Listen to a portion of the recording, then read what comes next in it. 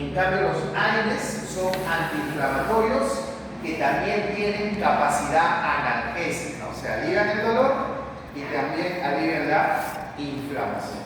Porque hay otros tipos de dolor. Por ejemplo, en la primera mitad del curso, ¿se acuerdan que vimos el dolor por neuralgia?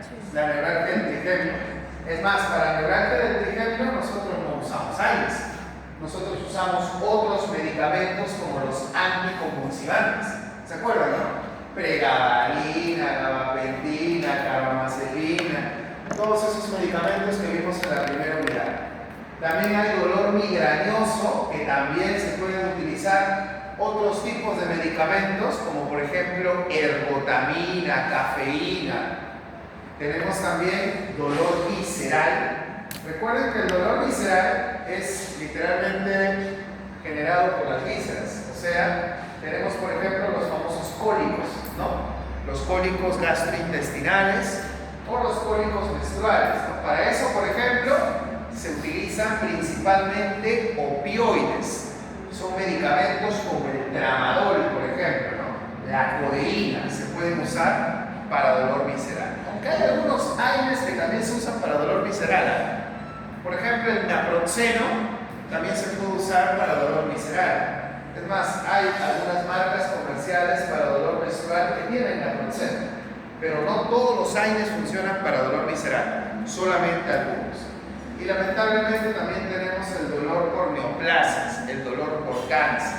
Acá, por ejemplo, se utilizan opioides fuertes, que vamos a aprender la próxima semana. Opioides fuertes, como la morfina, por ejemplo.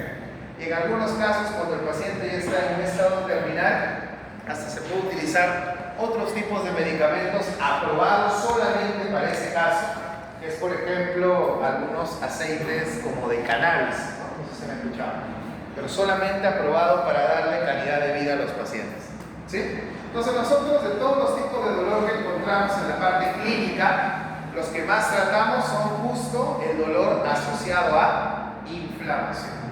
Y nuevamente recordamos esta ruta del dolor, ¿se acuerdan? A ver, la ruta que lleva el dolor para que yo lo perciba, ¿cómo son? ¿Rutas ascendentes o descendentes? Ascendentes. Ascendentes, ¿no? Porque las rutas analgésicas eran rutas descendentes, ¿se acuerdan, no? Fisiología aplicada, ¿sí? Por ejemplo, todo empieza acá, chicos, miren, todo empieza acá. ¿Cómo se llamaba esta neuronita? Ya empiezan a olvidar. ¿Cómo se llama? La neurona adenta, o llamada también neurona sensitiva, o llamada también neurona aferente primaria, ¿cierto? Entonces, si yo sufro una lesión, imagínense, chicos, que acá está mi diente, acá está mi diente, o acá está mi periodonto, ¿sí? Y yo me lo lesiono, en ese lugar de la lesión se van a liberar diversas moléculas. O sea, cuando yo me hago una herida, yo sufro un golpe, un traumatismo, en esa zona se liberan moléculas. ¿Qué moléculas se liberan? Por ejemplo, las bradicininas. Las bradicininas. Ojo, puede ser bradicininas o bradiquininas. Es lo mismo, ¿ya? Bradicininas, que son las iniciadoras del dolor. Las bradicininas, chicos, son las iniciadoras del dolor. Y aparte de las iniciadoras, ¿a quiénes tenemos? A las amplificadoras. ¿Quiénes son amplificadoras? Las prostaglandinas y los leucotrienos, ¿sí? Las prostaglandinas y los leucotrienos son moléculas amplificadoras del dolor. Entonces, las bradicininas son las iniciadoras y las prostaglandinas y los leucotrienos son las amplificadoras. Solamente para recordar, había una enzima que se llamaba COX y había una enzima que se llamaba LOX. ¿Se acuerdan, no? COX, ¿qué significaba? Ciclooxigenasa. LOX, ¿qué significa? Lipooxigenasa. La COX es la que forma prostaglandinas y la LOX es la que forma leucotrienos. Ambos son amplificadores del dolor. ¿Sí? ¿Ok? ¿Y cómo se llaman las iniciadoras? Se llaman bradicininas. ¿Sí? Las bradicininas. Muy bien. Ahora, ¿qué sucede? Esa señal de daño, porque acá, acuérdense chicos, yo acá que he sufrido un traumatismo, ¿no? Me han hecho una incisión, me están haciendo una cirugía, qué sé yo. Acá se empiezan a liberar estas moléculas y la señal empieza a viajar por esta neurona sensitiva. Si es dolor agudo, ¿qué tipo de neurona es? A delta. Y si es dolor crónico, ¿qué tipo de neurona es? Neurona de tipo C. ¿Se acuerdan, no? C es amielínica, es para dolor crónico. A delta, que es mielínica, para dolor agudo. Miren, miren, miren. La señal va ¿hacia dónde? Hacia la médula espinal, hacia el asta dorsal. Luego, ¿qué tiene que pasar con la señal, chicos? ¿Qué tiene que pasar con la señal? La señal tiene que subir, ¿cierto o no? Sí. Primero sube hacia el tálamo, ¿se acuerdan? Fisiología, ruta espinotalámica, ¿se acuerdan?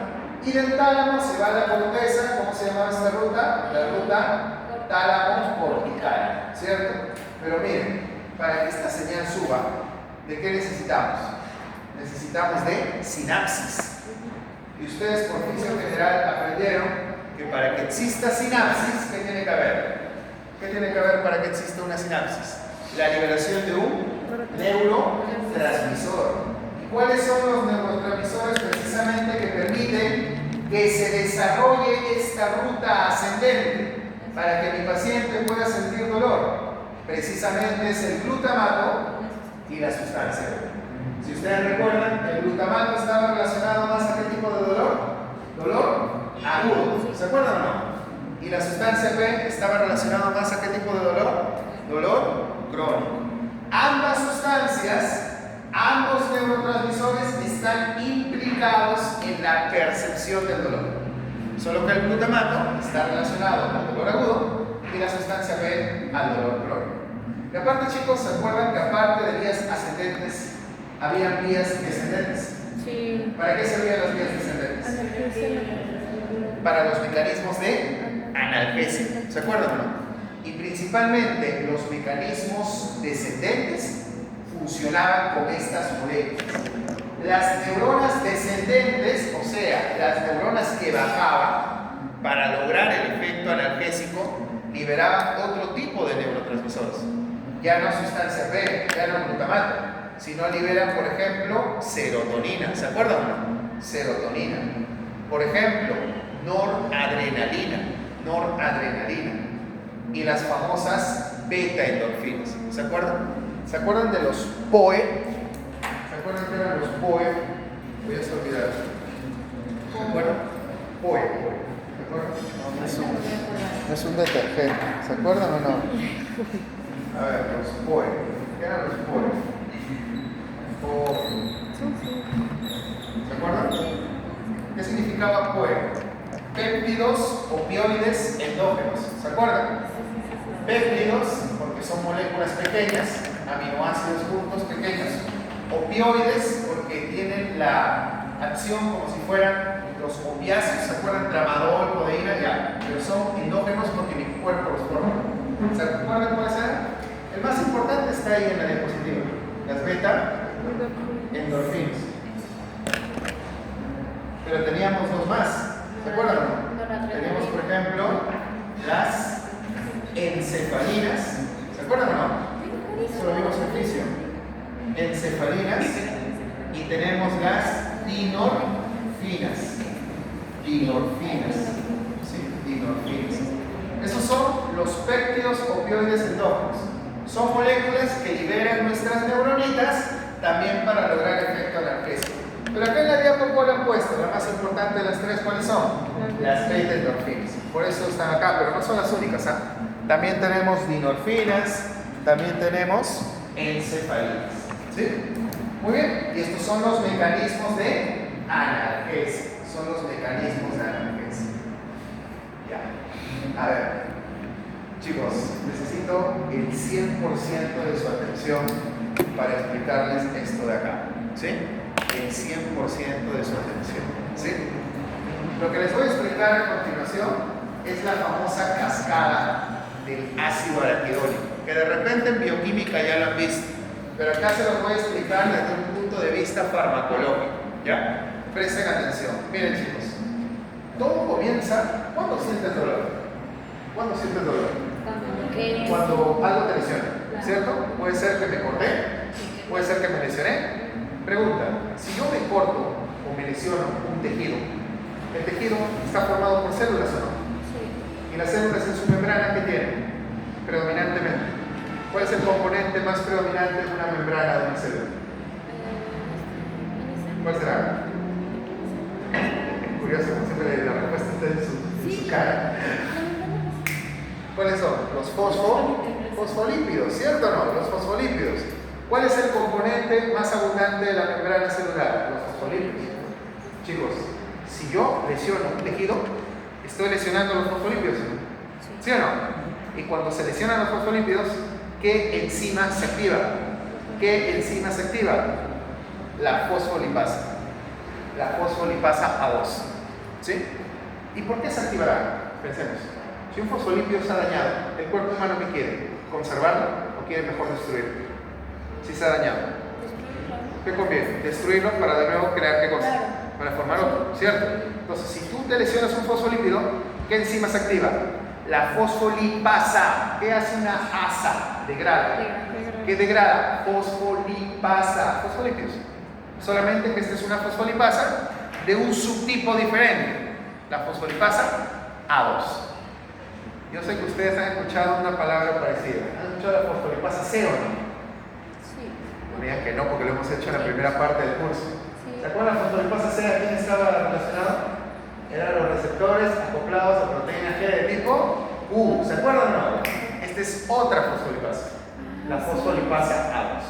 ¿Hasta acá cómo vamos? ¿Vamos bien? Sí. Que se le extraña Moreno, ¿no? Yo siempre volteé y lo veo dormir. ya no lo estoy viendo. A ver, ven aquí. Entonces, chicos, cuando hay una lesión, se está lesionando el fosfolípido. ¿Qué enzima se activa? La fosfolipasa. ¿De qué tipo? A2. Y al activarse la fosfolipasa, degrada los fosfolípidos y se forma el famoso ácido araquidónico. ¿Se entendió o no? ¿Sí? O sea, la lesión hace que se active la fosfolipasa 2. La fosfolipasa 2 destruye el fosfolípido y al destruirlo, ¿qué se forma? Se forma ácido araquidónico. ¿Hasta acá? ¿Estamos bien? Sí. Entonces, chicos, cuando un tejido se traumatiza o cuando nosotros cortamos o lesionamos un tejido, ¿se está o no se está formando ácido araquidónico? Sí. ¿Se está o no se está formando? Se está formando. Muy bien. Como se ha formado el ácido araquidónico, acá hay una enzima que lo ve y dice, no es posible. No puede haber tanto ácido araquidónico, tenemos que desaparecerlo. Esa enzima se llama ciclooxigenasa 1 o COX-1. Lo que hace la COX-1 o ciclooxigenasa 1 es coger al ácido araquidónico y transformarlo en algunas cosas. Por ejemplo, ¿en qué es transformado el ácido araquidónico gracias a la COX-1? A ver, acá tenemos a la COX-1, ¿sí? Tenemos a la ciclooxigenasa 1, COX-1. ¿Y qué es lo que hace la COX-1? Coge al ácido araquidónico y lo transforma en ¿qué cosa? Lo transforma en prostaglandinas, pero de tipo constitutivas. Miren chicos, igual como yo les enseñé, cada vez que escuchen la palabra refractario, ¿qué significa? Esa palabra ya la tenía acá. ¿Qué significa refractario? Que no responde al tratamiento. Cada vez que escuchen la palabra constitutivo, significa bueno. ¿Se entiende? Bueno. Prostaglandinas constitutivas, ¿qué significa? Prostaglandinas buenas, que ayudan a reparar, que ayudan a proteger, o sea, funciones buenas. ¿Se entiende? La palabra constitutiva siempre relaciona como algo bueno, como algo que estalla en nuestro cuerpo. ¿Se entiende? Entonces, las prostaglandinas constitutivas, ustedes ahorita ninguno está enfermo. ¿Tienen o no tienen ahorita prostaglandinas constitutivas en su cuerpo? Sí, porque son parte de ustedes. ¿Cómo se llama constitutivo? Constituyen tu cuerpo, o sea, están ahí. ¿Qué están haciendo? Protegiendo, cuidando, formando, reparando. ¿Qué se está haciendo? ¿Se entiende? ¿Sí? Muy bien. ¿Qué es lo que hacen las prostaglandinas constitutivas? ¿Qué es lo que hacen? Las prostaglandinas constitutivas ayudan a la protección gástrica, ¿sí? La protección gástrica ayuda a la protección renal. Para eso sirven las prostaglandinas constitutivas, para proteger a nuestro estómago y para proteger a nuestros riñones. ¿Sí? ¿Se entiende o no se entiende? Sí. Ahora les explico cómo.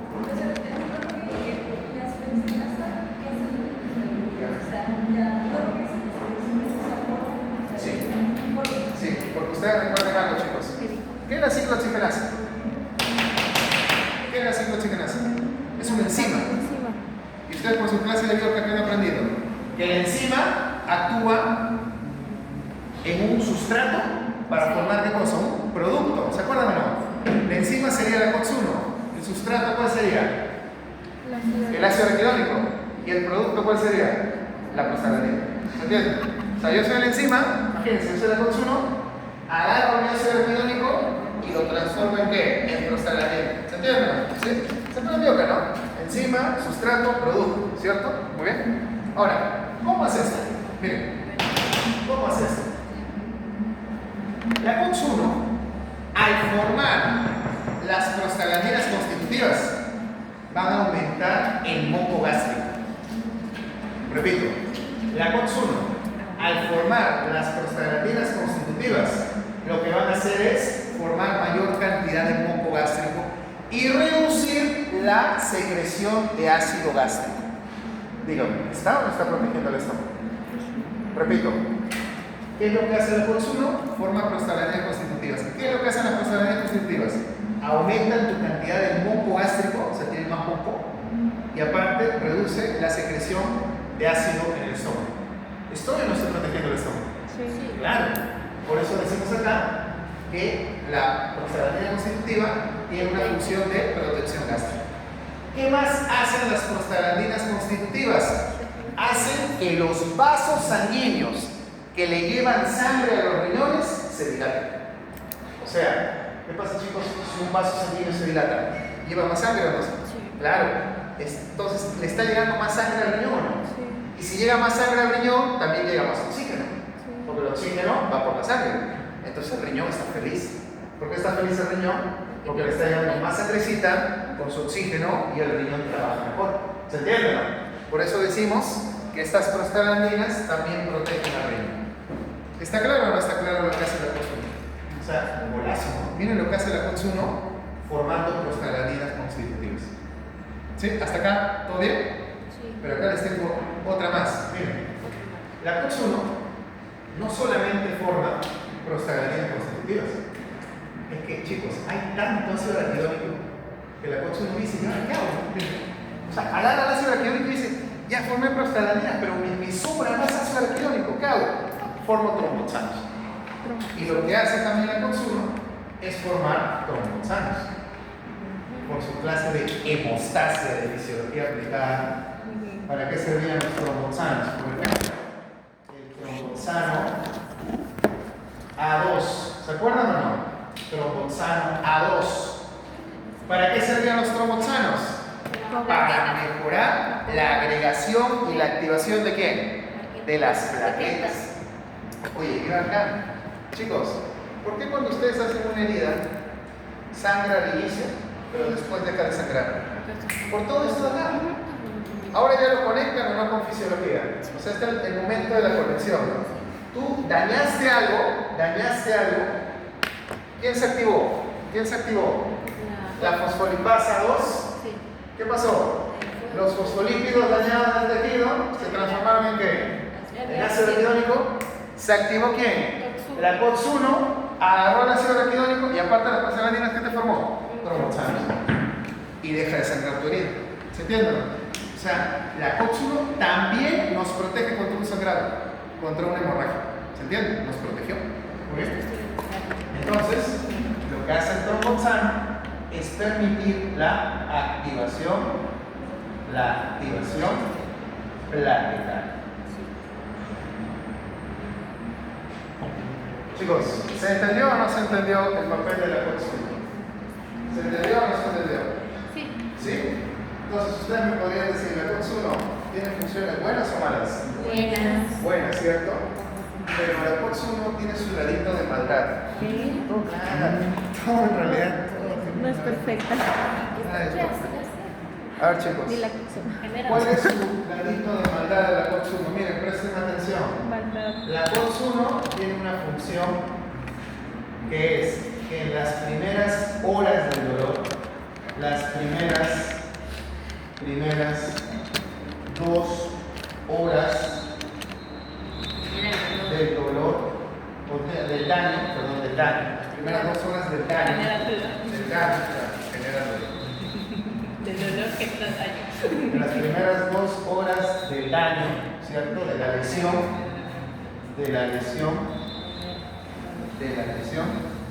esta es la que me genera, ¿qué cosa? La que me genera el dolor. Eso sería, digamos, un ladito de maldad. ¿Qué es lo que hace la COX 1? Te protege el estómago, te protege el riñón, te protege contra el sangrado, pero también la COX 1 en las primeras horas del daño, o sea, cuando recién te están haciendo la cirugía, ella es la que genera ese dolor inicial. ¿Se entiende o no? ¿Sí? Ya, bacán. Entonces ya entendimos a la COX 1 cómo funciona. Ahora vamos a entender a la COX 2, porque hay una COX 2. ¿Sí? A ver, chicos, miren la diapositiva. Todo lo que he escrito en la pizarra está más o menos acá. Es constitutiva. ¿Qué es lo que hace la COX 1? Mejora la integridad de la mucosa gástrica, promueve la activación y agregación de plaquetas y mejora la función renal. ¿Se entiende? ¿Sí? Pero también existe una COX 2. A esta de acá se le llama, ya no constitutiva, sino se le llama inducida. Cada vez que ustedes escuchan la palabra inducida es porque se ha formado por algo. O sea, si yo les pregunto en un examen, ¿cuál de estas COX tenemos ahorita en nuestro cuerpo? ¿Cuál ya está? La 1. ¿Cuál no está? La 2. La 2 recién se forma producto de una lesión. ¿Se entiende? Por eso se llama inducida. Porque es formada producto de algo, producto de una lesión, por ejemplo. ¿Sí? Entonces la COX 2 es una enzima que también va a agarrar al ácido araquidónico y también lo va a transformar en prostaglandinas. Pero estas prostaglandinas, ¿cómo se llamarán? ¿Prostaglandinas constitutivas? ¿Cómo se le llamará? Prostaglandinas inducivas. Y esas son las que generan el mayor cuadro de dolor y el mayor cuadro de inflamación. O sea, tú le haces una cirugía al paciente y al día siguiente lo ves con la cara hinchada, es por culpa de esto. ¿Se entiende? ¿Por qué? Porque como ya pasó más tiempo, se está generando más dolor y se está generando más inflamación. ¿Se entiende? Estas son prostaglandinas inducidas, ¿no? Y estas son las que me generan el mayor cuadro de dolor y el mayor cuadro de inflamación. ¿Sí? Muy bien, chicos. Entonces, si tengo que escribirlo acá, lo escribo de la siguiente manera. Miren acá. La COX 2, ¿cierto? La COX 2. ¿Qué es lo que hace? ¿Qué es lo que forma la COX 2? Prostaglandinas, pero ¿de qué tipo? Inducidas. ¿Y estas qué hacen? Estas me generan el mayor cuadro de dolor y también inflamación. ¿Se entiende? ¿Sí? ¿Se acuerdan que en el gráfico anterior, cuando pusimos acá la vía del dolor, ¿se acuerdan? Yo les decía, hay 3 moléculas, ¿se acuerdan o no? Bradicininas, que eran las iniciadoras, leucotrienos, que eran las amplificadoras, y las prostaglandinas. Bueno, cuando hablo de prostaglandinas, a esta me refiero. ¿Se entiende? ¿Sí? ¿Se entiende o no se entiende? Pero la COX 2 también tiene su ladito de bondad. O sea, no solamente pensemos que algo es totalmente malo, totalmente bueno. ¿Cuál es su ladito de bondad de la COX 2? A ver, chicos, ¿cuál es la cosa buena que hace la COX 2? Porque si no sería mala, ¿no? Chicos, miren. La COX-2 es una enzima que también tiene un papel muy importante en pacientes jóvenes. Tiene un papel muy importante en la maduración de órganos. ¿A qué me refiero?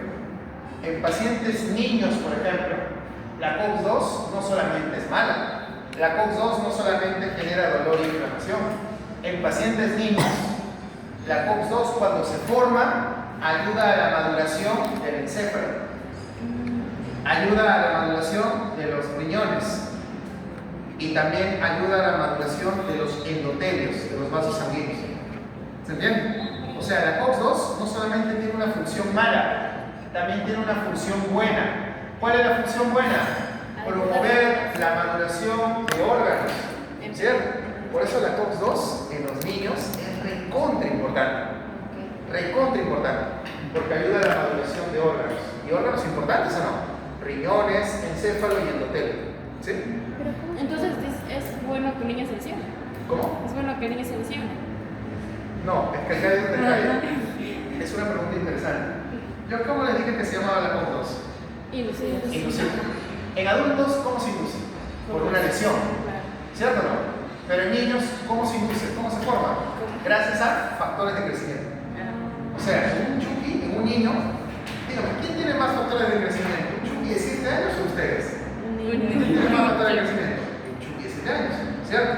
Ese niño, los factores de crecimiento que tiene, hace que se forme COX-2. Dígame, ¿sigue siendo inducido o no? Sí. Solamente que el niño no se lo induce por una lesión, sino se induce gracias a qué? A un factor de crecimiento. ¿Se entiende o no se entiende?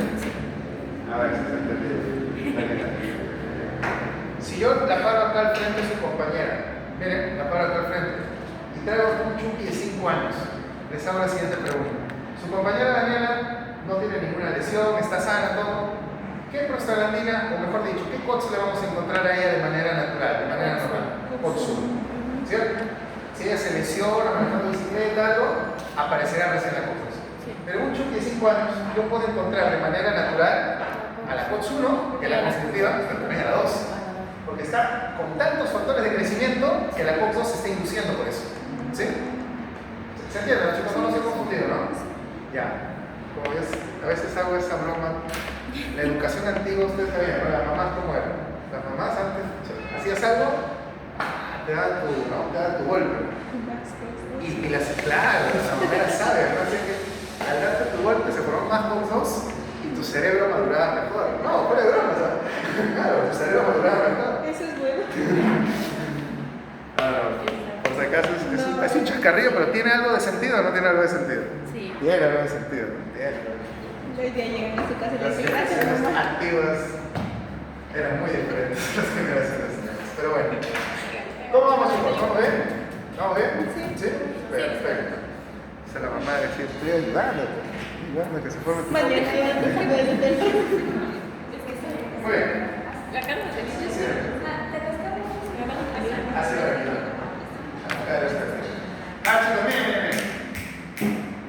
¿Cuál es el mecanismo de acción de los AINES? Porque nosotros cuando estudiamos farmacología, algo que estudiamos sí o sí es la farmacodinámica, o sea, cómo funcionan los medicamentos. Por ejemplo, en la clase anterior, ¿cómo funcionan los anestésicos locales? Bloqueando los canales de sodio en las neuronas sensitivas, ¿cierto? ¿Cómo funcionan los AINES? Miren, los AINES son medicamentos que deberían bloquear. ¿A cuál bloquearían ustedes? ¿A la 1 o a la 2? ¿A cuál bloquearían ustedes? ¿A la 1 o a la 2? ¿A cuál tú bloquearías? A la 2, ¿cierto? Porque esta es la que me genera el dolor más intenso, la inflamación más intensa. La 1 es la que me está ayudando a la reparación, a la prevención. Pero los AINES que han inventado el hombre, los químicos farmacéuticos, nuestros amigos químicos farmacéuticos, lo que hacen básicamente es bloquear a las 2. Pregunta, miren, presten atención, pregunta. Miren, si el aire está bloqueando a la COX-2, ¿qué ganamos? ¿Qué efectos ganamos? Porque les he dicho que el aire bloquea ambas, ¿no? Sí. Ya, cuando bloquea la COX-2, ¿qué ganamos? Menos que no haya Menos dolor, menos menos inflamación. Genial. Pero cuando el aire me bloquea la COX-1, ¿qué ganamos? ¿Qué ganamos? Exacto. Menos protección gástrica, por eso los AINES generan gastritis. Menos protección renal, por eso los AINES generan daño renal cuando lo tomas por mucho tiempo. ¿Sí? Y menos agregación plaquetaria. Por eso los AINES pueden generar sangrado. ¿Se entiende, no? O sea, los efectos adversos se generan muchos de ellos por bloqueo excesivo de la COX-1. Bloqueo excesivo de la COX-1. ¿Se entiende, no? Muy bien, entonces de esa manera es como funcionan estos medicamentos. inconscientemente. ¿Qué tal, chicos? ¿Se entendió esta cascada? ¿Se entendió?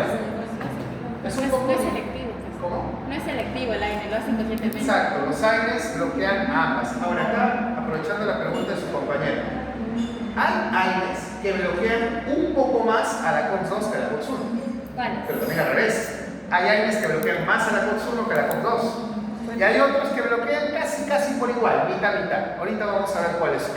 ¿Sí? Justo en el siguiente diapo. A ver, chicos.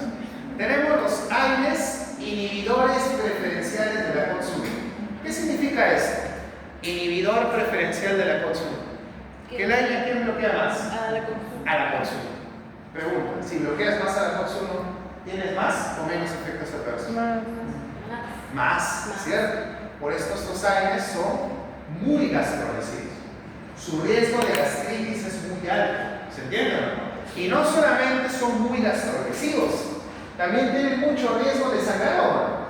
Sí. Tienen mucho riesgo de sangrado y tienen mucho riesgo de daño renal. El daño renal, chicos, es algo que se genera más que nada por el tiempo de uso. Nosotros en odontología, ¿hasta cuántos días podemos usar AINES como máximo? 5 días, como máximo. Si yo lo utilizo por mayor cantidad de días, el riñón ya va a empezar a afectarse más. ¿Se entiende? En cambio, la gastritis y el sangrado pueden aparecer en pocos días o no. Eso sí. Por ejemplo, tú tomas ketorolaco. Ahí están los ejemplos. Tú tomas ketorolaco. Y al segundo día puedes tener un cierto ardor en el estómago. ¿Cierto? No tuviste que esperar 7 días, 10 días para generar eso. Estos son los AINES preferenciales de COX-1. Ketorolaco, naproxeno y ketoprofeno. De estos tres, lo que utilizan un montón los odontólogos es ketorolaco y naproxeno. Sí, es lo termino. A veces decimos que los odontólogos somos ketorolaco lovers o naproxeno lovers, porque para todos es ketorolaco y naproxeno. Tú le preguntas, ¿qué le doy? Ketorolaco. ¿Qué toca? Naproxeno. O sea, es increíble. Ahora, la pregunta es, ¿por qué nosotros como odontólogos recomendamos eso si son los AINES que más daño generan? Acá hay dos teorías. La primera es que muchas veces nosotros como odontólogos damos los medicamentos sin saber los efectos adversos. Y eso es algo que ustedes como alumnos tienen que ir cambiando. Si tú le preguntas a un odontólogo de hace muchísimo tiempo, ¿por qué das este medicamento? Porque es muy buen analgésico. Y lo son. Dígame, chicos, ¿por qué estos de acá son muy buenos analgésicos? ¿Por qué creen? Porque bloquean a la COX-1, que es la que primerito es la que me genera el dolor intenso. ¿Se acuerdan o no? ¿Cuál era lo malo de la COX-1, entre comillas? No malo, entre comillas. Que genera en las primeras horas. Pueden ser 2, pueden ser 3, 4 horas, o sea, en las primeras horas. Mínimo 2. Mínimo en las 2 primeras horas está generando dolor. ¿Se entiende? O sea, en las primeras horas, ese es el que el paciente viene, doctor, me duele, doctor, ¿qué pasó? ¿Qué comí? Comí choclo, me rompe el diente, claro. Me duele, ¿eso por qué fue? Por la COX-1. O sea, en los primeros momentos del dolor, la COX-1 es la que está trabajando. Por eso estos AINES son muy buenos y muy rápidos. Ketorolaco, naproxeno se usa mucho, ketoprofeno también. Voy a decir algunas cositas de cada uno, ¿ya? Tomen apuntes, ¿sí? De estos tres, el que es el mejor analgésico es precisamente el ketorolaco. Si yo le tengo que poner una nota del 0 al 20 de ketorolaco como analgésico, yo le pondría 16.5. Tomando en cuenta que morfina es 20. ¿Se entienden? O sea, como opioide. los opioides son muy altos, ¿no? ¿Sí? Ketorolaco tendría 16 grupos. Está bien, no asuste, de frente, no provoca, ¿sí? Pero si le tengo que poner una nota como antiinflamatorio, o sea, ketorolaco le pondría 0,5, 0,4. O sea, como antiinflamatorio es pésimo, pésimo. Por eso a mí me sorprende mucho, chicos, que a veces cuando se hacen cirugías de terceras molares, ¿saben qué es una cirugía de tercera molar, no? De diente de juicio. Muchas veces, algunos odontólogos, obviamente no todos, no sé por qué se les ocurre la gran idea de solo dar ketorolaco. O sea, el paciente va a estar feliz, porque no le va a doler, pero está con la cara hinchadaza, ¿cierto? Porque el ketorolaco como antiinflamatorio es malísimo. Pero como analgésico, de estos tres, es el mejor, ¿sí? Ahora, ¿y quién será el mejor antiinflamatorio de los tres? De los tres, el que es el mejor antiinflamatorio es ketoprofeno. Y el naproxeno, mitad, está en el centro. No es el mejor analgésico, pero sí tiene un buen efecto analgésico. No es el mejor antiinflamatorio, pero sí tiene un buen efecto antiinflamatorio. O sea, el naproxeno es cumplidor. Te cumple para el dolor y te cumple para la inflamación. Está en el centro. ¿Se entiende? Si a mí me preguntan de estos tres cuál es el mejor antiinflamatorio, es ketoprofeno. ¿Quién es el mejor analgésico? Es ketorolaco. ¿Se entiende? ¿Sí? Muy bien. ¿Qué más? Luego tenemos los inhibidores no preferenciales de COX. Los inhibidores no preferenciales de COX. ¿Quiénes son inhibidores no preferenciales de COX? No preferenciales. ¿Qué significa el término, chicos? No preferencial. ¿Qué significa? No quiere lo que Exacto, o sea, que bloquean a uno y a la dos casi por igual. 50-50, o sea, 50%, 50%, por así decirlo, ¿sí? A los dos. ¿A quiénes tenemos acá? Bueno, el que más usamos, ¿este tendrá riesgo de gastritis o no? Sí, pero ya no es muy alto, sino es moderado, o sea, intermedio. Tiene intermedio riesgo de sangrado también, ¿sí? Acá, ¿quién tenemos? Principalmente tenemos al ibuprofeno, o sea, de los que usamos nosotros en odonto, ibuprofeno es el más importante. Hay otros que no se usan tanto acá en Perú, por ejemplo, flurbiprofeno, diflunisal, por ejemplo, no se usa tanto en odontología. De estos tres, el que más usamos en odonto es ibuprofeno. Es más, un dato importante, ibuprofeno tiene más efecto analgésico que antiinflamatorio. Su efecto analgésico del ibuprofeno, es bueno. Su efecto antiinflamatorio es débil. Es un débil antiinflamatorio. Pero sí tiene, pero es débil. Ibuprofeno es el aire más seguro en pediatría. ¿Sí? Ibuprofeno es el aire más seguro en pediatría. Es el más seguro en pediatría. Por otro lado ya tenemos los inhibidores preferenciales de la COX-2. Inhibidores preferenciales de la COX-2. ¿Por qué se les llama así? Porque bloquean un poco más a la COX-2. O sea, su riesgo de gastritis, su riesgo de sangrado es bajo. O sea, no es que no lo tienen, así lo tienen, pero es bajo. Acá, por ejemplo, tenemos al clonidinato de glicina, tenemos al meloxicam y tenemos al diclofenac. A ver, acá vamos a hacer algo muy parecido a lo que hicimos arriba, ¿ya? ¿Sí? De estos tres, ¿cuál será, digamos, el que tiene un buen efecto analgésico? No el mejor, pero tiene un buen efecto analgésico. Clonidinato de glicina. ¿Sí? Clonidinato de glicina. Su efecto antiinflamatorio es pésimo, es como el ketorolaco, hasta peor todavía. Yo le pondría 0,2 como antiinflamatorio. Malísimo. Pero como analgésico es bueno. No tan bueno como el ketorolaco, pero es bueno. Doctor, entonces, ¿para qué doy clonidinato de glicina si no quieres generar tanta gastritis? Pero dígame, ¿cómo nos conviene usar clonidinato de glicina? No. ¿Qué opinan? ¿Está bien? No. Bueno o malo el clonidinato de glicina, que no tiene efecto antiinflamatorio. Nosotros en odonto, ¿qué tratamos? Patologías inflamatorias. Entonces, no me gusta mucho usar. No me gusta mucho usar clonidinato de glicina. Diclofenaco, de estos tres, es el mejor antiinflamatorio. Es muy similar a qué? Muy similar a ketoprofeno. Y el meloxicam, igual que el naproxeno, es cumplidor. Buen analgésico, buen antiinflamatorio, no es el mejor, pero te cumple bien los dos efectos: analgésico y antiinflamatorio. ¿Sí? Muy bien, ¿Se puede chicos. tomar los dos? ¿Todo bien hasta acá? ¿Sí? Muy bien. Doctor, y entonces se pueden tomar los dos juntos, por ejemplo, diclofenaco y el clorhidrato de ¿Se puede tomar diclofenaco con con la medicina? ¿Qué pasa si yo doy dos medicamentos de la misma familia? Ah, que ya, pueden haber ya, los receptores? más efectos ¿Qué adversos. sinergismo era ese? Sinergismo de suma. ¿Se puede hacer? Se puede, pero se Lo he debe. recomendado. Ya, Ahí recordamos nuestra clase de sinergismo. Claro, me llevaría la lógica a decir, ¿no? Lo puedo Claro. juntar, pero no, porque aumentaría ¿qué cosa? Los efectos Adversos. adversos. Muy bien. Que están integrando. A ver, por otro lado tenemos los selectivos de COX-2. Estos aires de acá fueron creados en los años 90 con un propósito. ¿Cuál tiene que ser el propósito de haber creado estos aires? Si solamente bloqueamos los... Su riesgo de gastritis, ¿cómo sería? Mínimo. Mínimo, muy bajo. Pues su riesgo de gastritis es mínimo. Pero aumentaron otros riesgos. Estos aires no te generan sangrado. No, pues estos de acá te generan sangrado. Pero estos te hacen todo lo contrario. ¿Qué es lo contrario de un sangrado? Trombos. Y te generan trombosis.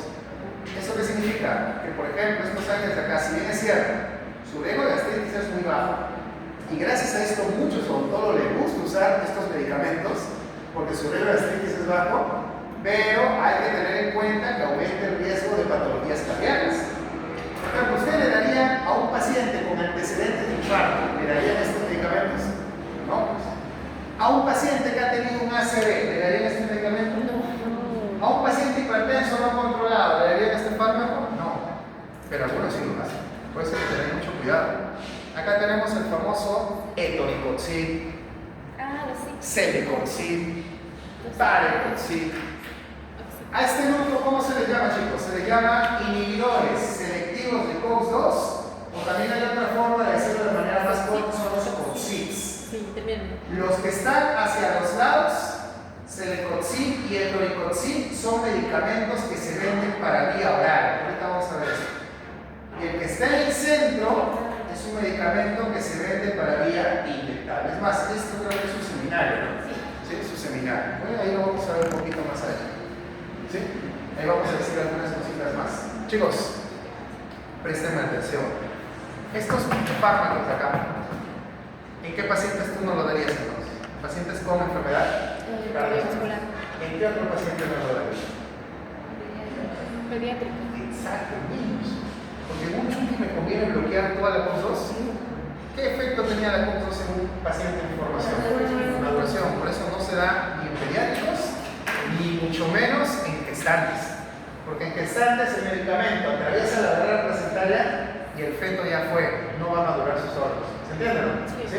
No se dan en pacientes en formación.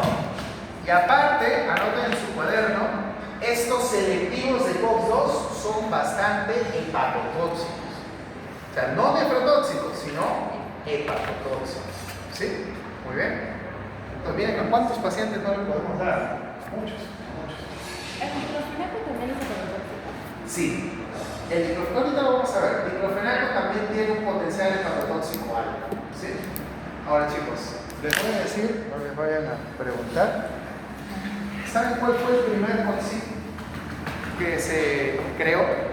Lo vimos en la clase de farmacovigilancia, ¿recuerdan las primeras clases? El hetero. Había uno que se llamaba Rofecoxib. Sí. ¿Recuerdan? Rofecoxib, ¿se acuerdan? ¿Por qué se retiró el Rofecoxib? Fue el primerito que se creó, porque generaba trombosis y aumentó el riesgo de infarto en los pacientes. Por eso se retiró del mercado. Estos de acá tienen menos riesgo que el Rofecoxib, eso sí tienen menos, pero ¿lo tienen o no lo tienen? Sí. Por eso mejor es evitar. Pacientes cardiópatas, mejor evitar. ¿Sí? Muy bien, chicos, entonces ahí está la clasificación. Todo esto que les decimos no es que se nos haya ocurrido a nosotros, hay muchos estudios, miren, el estudio CLAS, el estudio MEDAL, el estudio TAR, el TIGOR. Acá curiosamente dice inclusive en cada estudio qué medicamento se comparó. En el estudio CLAS se comparó ibuprofeno con qué? Con diclofenaco, se le consigue. En el estudio MEDAL, ¿quién se comparó? Diclofenaco con etoricoxib y así.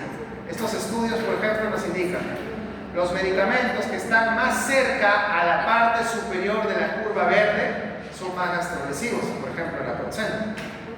Y los medicamentos que están más cerca a la parte superior de la curva naranja son más cardiotóxicos, por ejemplo los Coxips. ¿Se entiende?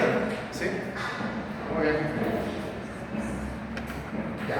No se asusten. No se asusten. Cálmense. Esto es muy parecido a lo que les he explicado, solamente que acá estamos agregando a una COX más para explicar cómo funciona. Miren, miren. Existe una COX que se llama COX-3. COX-3. La COX-3, chicos, no está en los tejidos periféricos. Por ejemplo, si yo ahorita me golpeo la pierna, ¿qué se va a formar en mi pierna si me golpeo? COX-2. ¿Ya tenía la COX-1 o no? Sí. En mi pulpa dental, por ejemplo, si yo sufro una lesión, una pulpitis, ¿qué se está formando? COX-2. ¿Pero ya estaba la COX-1 o no? Sí. Pero la COX-3, perdón, no está en mis tejidos periféricos. Está en mi sistema nervioso celular. Por ejemplo, lo encontramos en el hipotálamo, o sea, en el sistema nervioso. Chicos, miren acá. ¿Cuál es la función de la COX-3? Acá se los explico. ¿Cuál es la función de la COX-3? Acá se los explico. La COX-3 es una enzima que, al igual que sus primas lejanas, ¿cierto?, también forma prostaglandinas. ¿De qué tipo? Son prostaglandinas muy parecidas a la de la COX-1, muy parecidas. Además, la COX-3 se parece mucho a la COX-1, se parece mucho. La COX-3 forma prostaglandinas, y estas prostaglandinas, ¿qué generan? Dos cosas. Generan dolor y generan fiebre.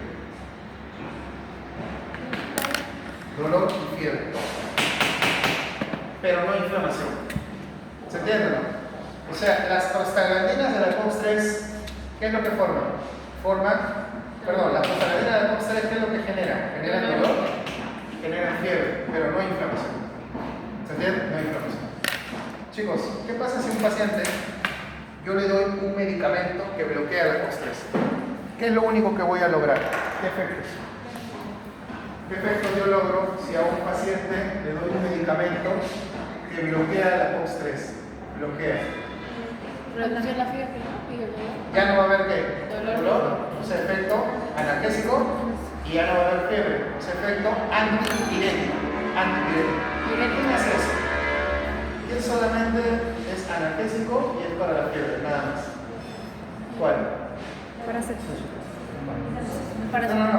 ¿Qué medicamento? ¿Ustedes han escuchado? Paracetamol. Paracetamol es un bloqueante de la COX-3. ¿Sí? Entonces, acá tenemos a... No, pero solo que vi un medicamento. Paracetamol. Es que es paracetamol. El paracetamol, chicos, es un medicamento que solo es analgésico y solo es antipirético. Si alguien les pregunta por qué, porque solo actúa a nivel de la COX-3. Y hay otro que se llama metamizol. No sé si han escuchado. Sí. La famosa antalgina. ¿Han escuchado la antalgina? Es un medicamento para bajar la fiebre muy bueno. Es un antipirético bastante bueno. ¿Sí? No, el Metamizol. Paracetamol y metamizol son dos medicamentos que principalmente bloquean a la COX-3. O sea, ¿qué efectos tienen? Analgésicos y antipiréticos. De esos dos, ¿cuál tiene menos efectos adversos? Chicos, de esos dos, ¿cuál tiene menos efectos adversos? El ¿Paracetamol o metamizol? Paracetamol tiene menos. Metamizol tiene varios efectos adversos. ¿Muy bien? Ya. Y esto sí van a tener que aprenderlo, porque sí, con la tendencia que cada día se examen del parcial fácil esto también. Estos son los grupos químicos de los AINES. ¿Sí? De los más importantes, de los que hemos hablado, por ejemplo. A ver, por ejemplo, los AINES, todos los AINES tienen una estructura en común, pero tienen un grupo químico especial. Por ejemplo, ¿cuál es el AINE más viejito de todos? El AINE más antiguo, el primero que se creó, fue la aspirina. Ese que aparece AAS, ese es aspirina. Doctor, ¿y por qué le ponen AAS? Ácido acetil salicílico, aspirina. Es el AINE más viejito que hay. Ese es el más antiguo. ¿Sí? Por ejemplo, actualmente la aspirina, ¿para qué se usa acá en nuestro país? vienen en preparados antimigrañosos, o sea, para el dolor de cabeza, combinado con otros medicamentos. Y sobre todo, la aspirina, ¿saben a qué grupo pertenece? Es un selectivo de la COX-1. ¡Ah, caramba! Pero eso doctor usted no lo puso en el resumen. ¿O puse selectivo de la COX-1? ¿Con cuál comencé? Con preferencial de COX-1. Sí. Ketorolaco con la proxeno ya. Aspirina es un selectivo de la COX-1. ¿Qué significa? Que solo bloquea COX-1, pero de la plaqueta. ¿Qué pasa si yo le bloqueo la COX-1 a la plaqueta? ¿Forma tromboxanos? No. ¿Va a formarse trombos? No. ¿En qué pacientes se le da aspirina, por ejemplo? En pacientes que han tenido infarto. ¿Y por qué se les da aspirina en pacientes que han tenido infarto? Para evitar que las plaquetas se agreguen, para evitar que se genere un nuevo infarto. Porque la aspirina, ¿qué es? Es un selectivo de la COX-1. Es un selectivo de la COX-1. ¿Sí? Y pertenece a este grupo químico, derivado de los ácidos carboxílicos. Ahora, del ácido acético está el diclofenaco como el más importante. Propiónicos hay varios, ¿no? Ibuprofeno, naproxeno, ibuprofeno. Enónicos, solamente el meloxicam, los que hemos visto. Y acá están los toxinas, todos los toxinas. ¿Sí? Y el famoso ketorolaco, que es un derivado del ácido pirrólico. Ahí está. Esa es la clasificación química, en este caso de los AINES, la clasificación. De los más importantes. De los más importantes. Es que, a ver, el proyecto, ¿qué pasa si en el examen les dice? Dime 4 diferencias entre diclofenaco y ketorolaco. Esta puede ser una de ellas. ¿Entendieron? Puede ser una. Otra, que uno es más analgésico, un poco de efecto antiinflamatorio, que el otro es mejor antiinflamatorio. Que uno es más gastrolesivo, que el otro es mejor. O sea, ¿me entienden, no? Y esto podría ser una de sus cuatro diferencias. Uno es derivado del ácido pirrólico, el otro derivado del ácido acético. ¿Se entiende, no? Proyecto más o menos, como pueden preguntar. ¿Sí? Muy bien. Uno es preferencial de consumo, el otro es preferencial de consumo. Otra diferencia. En el examen tienen que cortar todo lo que se puede. Muy bien. Ahora chicos, vamos a ver rápidamente algunas características de algunos AINES importantes. Sí, rápidamente. Empezamos con diclofenaco. Diclofenaco es un medicamento que tiene buen efecto analgésico y buen efecto antiinflamatorio. Eso ya lo dijimos. Su tiempo de vida media es de 8 a 12 horas. Por si acaso estas diapos yo las he colgado. ¿Las tienen, no? Sí. Ya. Su tiempo de vida es de 8 a 12 horas. Por eso nosotros por vía oral, ¿cada cuántas horas damos diclofenaco? Por vía oral se da cada 8 horas. Y por vía inyectable intramuscular, cada 12 horas. ¿Sí? ¿Qué más? Es un inhibidor preferencial de la COX-2. No he dicho nada nuevo ahí, ustedes ya lo saben. Vamos a pasar. Ahora, las características más resaltantes voy a colocar. Su efecto antinociceptivo, esto es lo mismo que analgésico, ¿verdad? Analgésico o antinociceptivo es dosis dependiente. O sea, si aumento la dosis, voy a lograr un mejor efecto analgésico. Este es el problema del diclofenaco. Tiene un metabolismo hepático extenso, o sea, si un paciente es sano no pasa nada, pero si un paciente tiene problemas hepáticos no podemos dar diclofenaco, ¿se entiende? Está contraindicado, porque daña un poco al hígado, ¿sí? Si un paciente, repito, es sano, no tiene problema hepático, con confianza, pero si el paciente ya tiene un problema hepático, es mejor no administrar. Acá en Perú hay, para vía oral, y hay ampollas, pero ojo, las ampollas son solamente para uso intramuscular, no intravenoso. Las ampollas del diclofenaco solo es para vía intramuscular. No se puede usar, acá en Perú por lo menos, el diclofenaco por vía intravenosa. ¿Se entiende, no? Muy bien. Una de las marcas más conocidas, Voltaren. Y es más, acá por ejemplo, este es un esquema de cómo pueden ustedes dar tratamiento. Imagínense que su compañero Tineo hace una cirugía de tercera molar. ¿Qué le dice al paciente? ¿No hay problema, señor? El primer día, o los 2 primeros días, se va a poner una ampolla de 75 cada 12, porque así viene la ampolla, 75 miligramos. Y después de los 2 días, Tineo, ¿por qué cambias? Cambias a una vía oral de 50 miligramos cada 8 por vía oral. Al final, ¿cuánto debería sumar ambos? En días, como máximo. 5 días, como máximo. ¿Puede ser menos? Puede ser menos. ¿Sí? Entonces el diclofenaco lo damos cada 8 horas por vía oral de 50 miligramos y por vía intramuscular de 75 miligramos cada 2 horas. Muy bien. Hay también combinaciones, hay diclofenaco con paracetamol, por ejemplo, en tabletas. ¿Esto sería un sinergismo de potenciación o de suma? Potenciación. ¿Potenciación o suma? Potenciación. Potenciación, porque diclofenaco es un aire, paracetamol es un aire. Para empezar, diclofenaco actúa en COX-1, COX-2, paracetamol actúa en COX-3, ¿no? Diferentes receptores. Por eso se usa mucho. Yo puedo usar, por ejemplo, de este preparado, una tableta cada 8 horas igual, por 3 o máximo 5 días. Esto está en su diapositiva. Hay una combinación también muy interesante de diclofenaco con codeína, que es un opioide. Acá también vemos sinergismo de potenciación, por ejemplo el Voltaren Forte, y podemos dar un comprimido cada 8 horas igual, durante 3 a 5 días. ¿Sí? Muy bien. Ahora, hay una combinación también muy interesante de diclofenaco que actualmente se está usando mucho, que es esta de acá, diclofenaco con vitaminas. Por ejemplo, tenemos el doloneurbión, aunque este de acá ya se está dejando de vender un poco acá en Perú, si lo encontramos sería genial, que viene diclofenaco inyectable de 75 con complejo B, B1, B6 y B12 en estas cantidades. Puedo administrarlo cada 12 horas por 1 o 2 días y luego cambiar al doloneurbión en tabletas, que viene diclofenaco de 50 con estas vitaminas, B1, B6 y B12. Actualmente, por ejemplo, esta marca doloneurbión está dejando de traer estos preparados. Ahora hay una marca que se llama, no digo, Dolocordalan Extra Forte NF, así se llama la marca. Dolocordalan Extra Forte NF. ¿Sí pasa el Dolocordalan. Sí, Dolocordalan Extra Forte NF. ¿Qué tiene eso? Eso tiene igual, diclofenaco de 50 con vitaminas. También lo damos en la dosificación de cada 8 horas. ¿Sí? Muy bien, chicos. A ver, otro año importante, el ketorolaco. ¿Qué detalles tiene el ketorolaco? ¿Se acuerdan? Que tiene una muy buena acción analgésica, pero su acción antiinflamatoria es muy mala. Lo malo del ketorolaco es su tiempo de vida. Miren, chicos, ¿cuánto es su tiempo de vida del ketorolaco?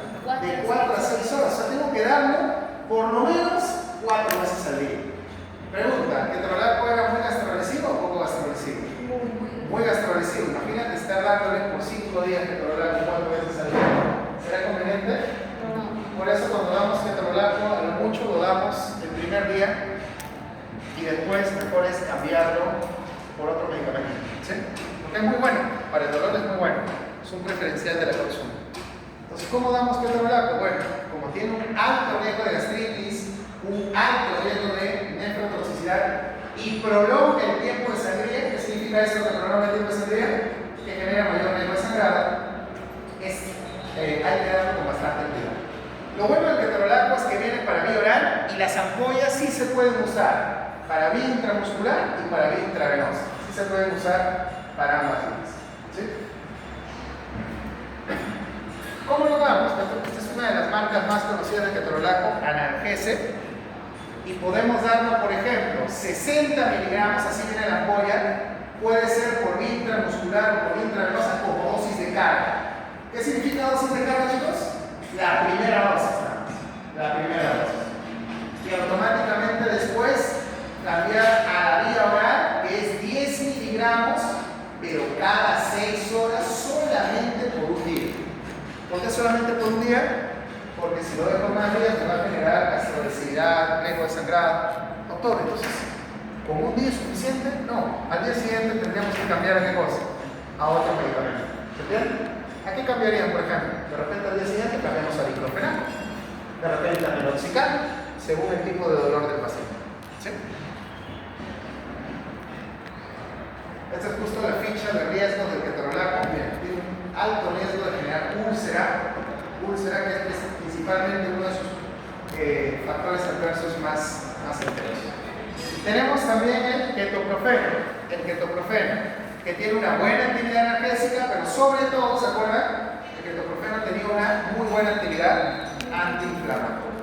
Se parece mucho al diclofenaco. Por vía oral lo vamos a dar cada 8 horas y por vía inyectable cada 2. ¿Sí? Acuérdense que este medicamento sí lo podemos usar más, es un inhibidor de la enzima COX-1, pero lo bueno es que este sí tiene un buen efecto antiinflamatorio. Claro que ketorolaco, su efecto antiinflamatorio era muy pobre. ¿Sí? Muy bien. Ahora, esta es una característica especial del ketoprofeno. Es uno de los pocos AINES que puede inhibir a las bradicininas o bradicininas. ¿Se acuerdan qué eran las bradicininas? Lo vimos al inicio de clase. Son las iniciadoras. Por eso el ketoprofeno tiene un inicio de efecto muy rápido. Tiene un inicio de efecto muy rápido, porque no solamente ataca a las prostaglandinas, sino también a las bradicininas. Ahora, lo malo del ketoprofeno es que al igual que el diclofenaco, tiene un metabolismo hepático extenso. O sea, mucho cuidado en pacientes con hepatopatias. Hay ketoprofeno para vía oral y las ampollas también se pueden usar para vía intramuscular y para vía intravenosa. Si les preguntan en el examen diferencias entre diclofenaco y ketoprofeno, eso es más difícil, ¿no? Porque ambos son buenos antiinflamatorios, ¿cierto? Pero una diferencia, ¿cuál puede ser? De que el diclofenaco, su ampolla solo es para vía intramuscular, en cambio el ketoprofeno, tanto para vía intramuscular como para vía intravenosa. Esa es una. Otra, el uno es preferencial de los uno, el otro es preferencial de los dos. En realidad podemos, una derivada hacia acético, otra derivada hacia propiónico, entonces ahí podemos encontrar varias diferencias.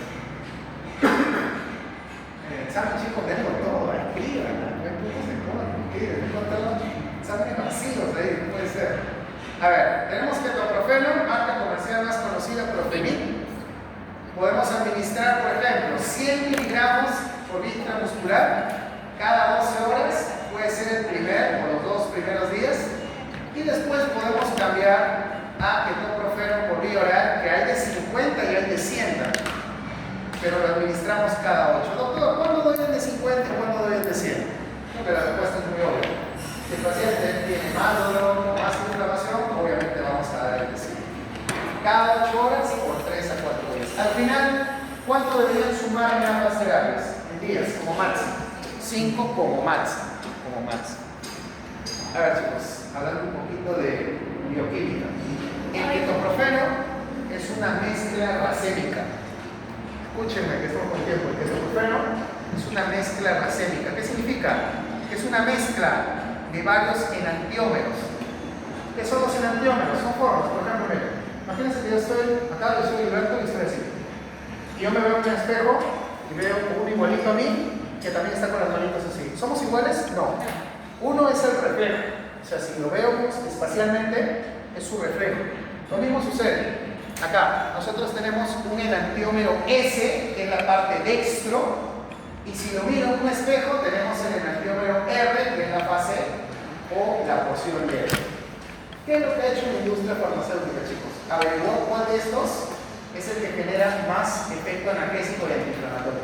Y descubrieron que la fracción dextro era. Entonces, ¿qué hicieron? Cogieron al dextro y crearon al dexketoprofeno. ¿Sí? O sea, la fase dextro del ketoprofeno, que ya se vende solo. ¿Se entiende?